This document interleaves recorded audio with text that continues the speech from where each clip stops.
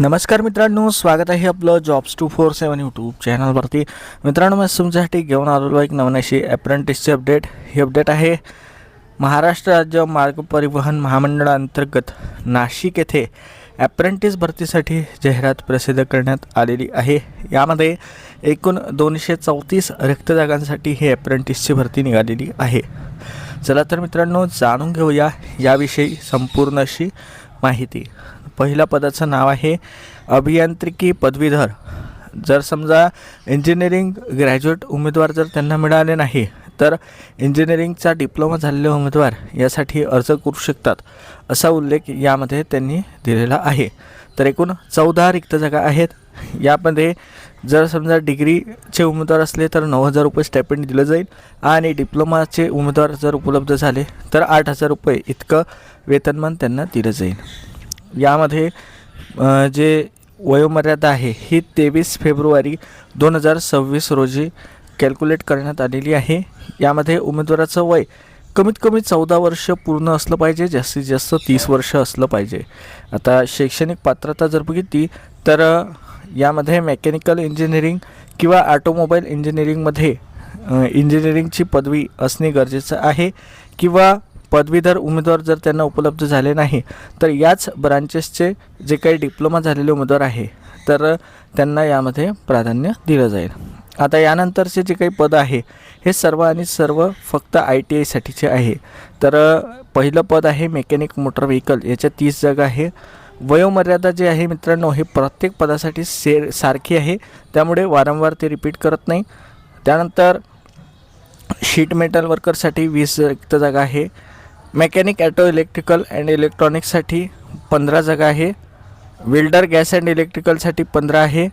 पेंटरसाठी 10 जागा आहे. मेकॅनिक डिझेलसाठी 30 जागा आहे. इलेक्ट्रॉनिक मेकॅनिकच्या 15. त्यानंतर मेकॅनिक रेफ्रिजरेशन अँड एअर कंडिशनरच्या 10. इलेक्ट्रिशियनच्या 40 रिक्त जागा आहे. फिटरच्या 20. टर्नरच्या 10. कार्पेंटर वूड वर्क टेक्निशियनच्या 5 रिक्त जागा आहे. या प्रत्येक पदासाठी जे आहे हे ITI उत्तीर्ण मागितलं आहे. संबंधित ट्रेडचं त्यामध्ये नावसुद्धा दिलं आहे, कोणत्या प्रकारच्या पदासाठी कुठल्या प्रकारचा ITI पात्र आहे तर त्याचं नाव दिलं आहे. तर तुम्ही येथे एक पदानुसार जो आहे ITIचं नाव बघू शकता. हे झाल्यानंतर आणखी काही महत्त्वाची माहिती दिलेली आहे. आता यामध्ये तुम्हाला 2 पद्धतीने अप्लाय करायचं आहे, ऑनलाईन आणि ऑफलाईन. सुरुवातीला तुम्हाला ऑनलाईन अप्लाय करायचं आहे. यासाठी ऑनलाईन अप्लायची जी लिंक आहे ITI साठीच्या ट्रेड्सची तर ती सध्या सुरू करण्यात आलेली नाही आहे. या संदर्भात मी डिपार्टमेंटला ईमेल केलेला आहे. जर समजा त्यांचा आपल्याला रिप्लाय आला आणि त्यांनी लिंक ॲक्टिव्ह करून दिल्या तर त्या लिंक्स जे आहेत ते मी माझ्या वेबसाईटवरती अपडेट करून देईल, जेणेकरून तुम्हाला तेथे अप्लाय करता येईल.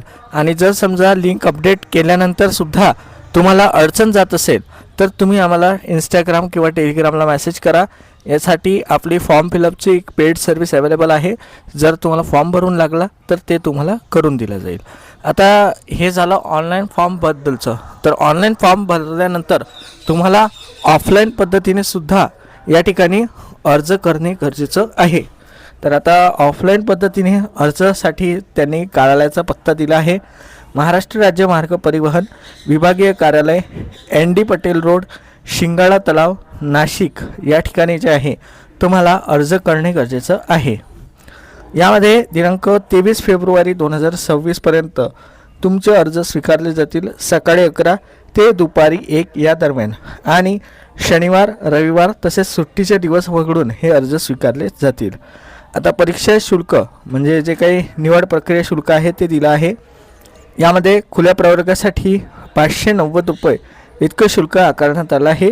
तसेच उर्वरित सर्व प्रवर्गासाठी 295 रुपये इतकं शुल्क आकारण्यात आलेलं आहे. हे शुल्क जे आहे तुम्हाला RTGS किंवा NEFTच्या द्वारे भरायचं आहे. त्यानंतर एक UTR नंबर जनरेट होतो. तो UTR नंबरची जी काही पावती आहे ती तुम्हाला बँककडून घ्यायची आहे आणि ती तुम्हाला अर्जाला लावायची आहे. यासाठी बँके खात्याचा जो काही तपशील आहे तो येथे त्यांनी दिलेला आहे. त्यानुसार तुम्हाला RTGS किंवा NEFT करायचं आहे. आता यामध्ये काही डॉक्युमेंट्सची यादी दिलेली आहे. ते डॉक्युमेंट्स तुम्हाला अर्जासोबत जोडणे गरजेचं आहे. जसे की कास्ट कॅटेगरीमध्ये असतं असेल तर तुम्हाला कास्ट कॅटेगरीची सर्टिफिकेटची झेरॉक्स प्रत जोडायची आहे.